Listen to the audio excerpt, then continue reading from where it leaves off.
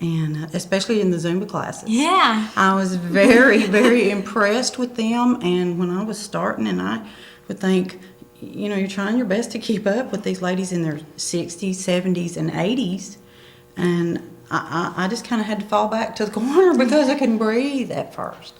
And then just watching them, and I thought, you know what, if they can do that, I can do that too.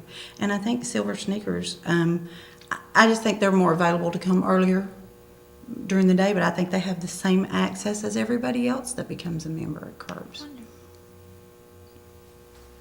I like that, the networking and the support system too. I know when Carrie and I tried Zumba, Lisa, you were there and you were kind of showing me, no, turn to the right, turn to the left. You did really well, Oh, Lisa. Yes, well, she It was did. fun. She It did was a good very well. environment. I mean, people think going to the gym is going to be so intimidating, and for somebody like me with no coordination whatsoever to go in and do something like that, it was a great time. And like you said, I think there was a lady in there that night who was in her 80s. Yes, she and it was. really inspires you. Yes, it really is. And I just want to make this announcement. I have to pull up my message so I get it right. But if all you guys out there watching, or shall I say girls, because guys, this might not benefit you so much since it's for women, Mary at Curves in Chickamauga is offering a free health assessment and a Zumba class to you. Doesn't matter who you are, ladies, or if you've ever been to one or not, but you have the opportunity to attend a free class and get a free health assessment. And you can call Curves Chickamauga. Lisa has the information right there. She'll hold it up and we can get that on camera. Call them at 375-1313. It's in Chickamauga, right next to the melon patch, if you know where that is, off Johnson Road. So that's awesome. They can get on the right path to health for free, starting out for free. Well, and like Amy said, there is no miracle diet. There just is not. And there's no miracle diet pill. It is a combination, without the proper exercise and expending those calories. And they say a Zumba class, you can expend up to 1,000 calories. So I they believe say. it. I believe it too. I can see it. After we leave there. Pouring sweat. And I played Yes, sports in you're- high school and everything, but I was exhausted. I mean, it was a good Yes. workout. How often do you go each week? They offer, now according, I work during the day too. I think they have a Friday class, and I think there is a schedule here. And Mary has a Monday night class. There are 2 Tuesday night classes. One of them is Zumba in the circuit, where you work with the machines. And then they have a Monday night and Tuesday night are 7 to 8 p.m. And then Thursday night is 7 to 8 p.m.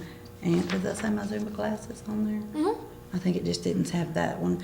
And then Friday Zumba is 12 to 1. And then Saturday is 12 to 1. And there's plenty of stuff to do. And then in those in-between times, you can come and work out in the circuit. Because, and I have learned that, and I learned that the hard way too. The circuit is as important as the Zumba classes. Zumba's good for cardio and for certain areas to tone, but as we older ladies start to do that, things, they just don't go back in place like they did when we were younger, and that's just a fact. It just is, and I just don't know a better way to say it on the TV. But toning that up as we go is just as important, and strengthening those muscles, for muscle strengthening, for your joints. Your bones, Mary too. did provide Healthy me with good bones. stuff. All these muscle groups are worked in the curve circuit. I feel like they're worked in the Zumba circuit too, but I think it's more anaerobic exercise with our Zumba. So I think we got a just caller really- on the line. Hi, caller. Are you there? Hello, I just wanted to know how a person can get in touch with Amy so they can sit down and maybe have their nutrition looked at, maybe just their diet. And also, could Amy comment on a journal? Is that an effective way to diet? Well, I really don't like to say diet, but is that an effective to have a change of lifestyle? Thank you so much. She said journal. Journal. I guess the Oh, food yeah. journal. Yes, that's definitely a great idea, especially once you meet with a dietitian to help you with what calorie level you need and then how to achieve that with a meal plan. You can even journal a 3-day food record before that time and even sometime after that time and see how you're doing. You could use that to compare. But a food record is a great way to know exactly what you're taking in. Have to be honest on those. We're afraid she's gonna. Yes, I you do. couldn't bring you my food today. Sorry. I'm gonna have to wait a few days, but no. I've seen that where food record is done, but not everything's on there. And then- Well, now they have apps on your phone where you can just plug Yes. in the calories that you got, like a calorie counter. Yes, and you can even use the apps to find out for a lot of restaurants what they offer and what the calories and protein, all that is, the serving size. And they can get in touch with you how? Either through Curves, yes. It's a handy sign right there. Yes, 706-375-1313. yes. Or, personally's fine, but I'm starting working through them, so. we'll do So that when way. they go in for the first time and meet with you, what can they expect? Do they need to bring their food journal and just kind of go over? If they want to meet one-on-one, yes, that would be a great way to bring that record, and then we can go from there. I'm sure a lot of our viewers out there may struggle with diabetes or with high blood pressure. So, what is something that they need to be doing right now, or even cholesterol, to work on that? Now, with the cholesterol, it's really important to limit the high saturated fat food sources, and that's trying to choose lean meats, even pork tenderloin, sirloin tips. Those are lean cuts of meat, and then the meats, the more white that you see in them, the marbleization, the more fatty it is. So choosing the lean meats, the white meat of the poultry, those are lean, so the cholesterol is going to be much lower. And saturated fat cholesterol is what contributes to the hardening and clogging of arteries. And if you've ever noticed bacon grease before, when you went back to it later, it was thick and white and hard. Yes. I'm sure that's what it's doing inside our bodies. And that increases our risk for stroke, heart disease, heart attacks. And then choosing lean or skim low-fat dairy products, low-fat yogurt, skim milk. So, get rid of the 2%, get rid of the whole milk. Yeah, the whole milk, in 1 cup of whole milk, it's 8 grams of fat alone. Oh my goodness, And just in 8 saturated ounces. fat, yes. And for some people, you might only need 11 grams of saturated fat in a whole day. So it can really add up. That's amazing. 2% is 5 grams. Of course, skim is not anything.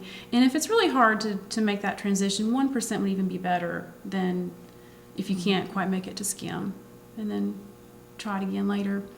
And then in terms of sodium, of course, the first way that we can reduce that is not adding it to our food when we sit down to eat or when we're fixing the food. Really, as much home food that you fix at home as possible is really the best way, because a lot of foods, especially processed foods in the store or for convenience eating out, sodium's always higher. And boxed dinners, like let's say boxed rice dinners or even instant cake mixes, those are very high in sodium. And how about the frozen food, like the frozen? Yes, they can be. Yes, and if you're gonna choose vegetables, it's better to choose the frozen or fresh. And then when you get the frozen, make sure that salt has not been added to those either, because some of them have salt in them. If you look in the ingredients, it'll say green beans, salt. And then As opposed to the canned goods. if you get the canned, you can get sodium-free now, salt-free, no salt added. Now the taste is different if you've been used to it, but it's a taste you can become accustomed to over time. And if it's cheaper to get the regular vegetables, just make sure to drain the water off and rinse them really well. So that's one way to reduce the sodium with that. But the less processed instant foods, the better. Even like instant cooked cereals can be 250 milligrams per packet. And most people, if they want a cup of oatmeal, they'll use 2 packets. That's 500 milligrams. Oh my goodness. We should not take in more than 2,400 milligrams of sodium a day. For people who are needing to limit their sodium, they should not take in 1,500 milligrams a day, no more than that. So it really adds up quickly. If you make your own oatmeal at home, then you cook it and it says you can add salt to it, but you don't have to do that. It's still, you can flavor it with, I use just a touch of brown sugar sometimes, or you can use your artificial sweetener, zero Or you calorie can put sweetener. fruit in it. You can put fruit. I've done that. No Yes, sugar you added can put fruit in applesauce is good in it too. Yes, you can do that. Use skim milk to make it. So So little Right. choices that make a big difference. yes, yes. I've also heard when you go to the grocery store to stay on the outer perimeter. Yes. Is that, That's where you get your fresh food and food that's not as processed. Yes. do you buy a lot of organic, or do you find that it's harder to find organic food? We do, you mean like personally? We do a little bit of both. Organic research has shown that organic is not nutritionally any better, but a lot of people think it tastes better. And if you're concerned about not having any added pesticides, herbicides, anything like that, hormones, antibiotics, if you're concerned about that and you don't want to consume that, then yes, organic does not have any of that in there. If it hurts your budget, you can do a little bit of both. But organic sometimes can be twice the amount of what the regular item is. And I actually brought a book here in case that came up, because there is certain produce that is more exposed to the pesticides and the herbicides. And so I'm going to mention those 13. I even have to take this with me to remember because I don't have it all in my head yet. Okay. But there are 13 produce items to be careful with that do have more of that, that maybe if you want to change to organic, that would be one way to go. And that way you're not trying to get organic everything, because that's not necessary. So I'll mention those. Okay. Those 13 produce items would be apples, bell peppers, carrots, cherries, celery, grapes, greens like kale, spinach, or lettuce, nectarines, peaches, pears, potatoes, raspberries, and strawberries. Wow. So those are Wow, the 13 things we all pick. Yeah. Now, I always make sure I wash my Yes. fruits and vegetables very well. That helps. So, even with washing them well, though, there still could be that risk there. Is that what? It's reduced when you do that, Okay. yes. And there is a certain spray that you can get, and you can spray on and then wash. And I don't remember the name of it, but I know it's near the produce section. It's been a Okay. while since I've had to get it. But sorry about that. It's okay. But you can use that too in addition to rinsing. But definitely wash. And that spray works pretty good. And it's no added flavor, no risk with it. So, do you spray it on and then rinse it? Yes. Okay. Yes. Okay, neat. Well, we talked about sodium. Can you talk a little bit about sugar, because that's Yes. another big issue? Really, your body, it does not matter to your body where the sugar comes from, whether it's naturally occurring or if it's added sugars, it all breaks down to glucose. So your body does not know, it does not differentiate that. But the thing with sugar is anything that has the added sugars is generally low in nutrient density, and that just means that for the calories you're not getting nutrition out of it as much as you would with food items that don't have the added sugar. And we talked earlier about artificial sweeteners, that that's an option, or 0-calorie sweetener. And then here again, getting accustomed to not having to have everything taste so sweet and rich. You know, it's taking steps and being patient with yourself too, and taking small steps at a time, not try to do all the changes all at once, because that's discouraging too. Now, did they do away with the food pyramid? Did I hear that? It's more of a pyramid that goes up now, and it shows activity as being important.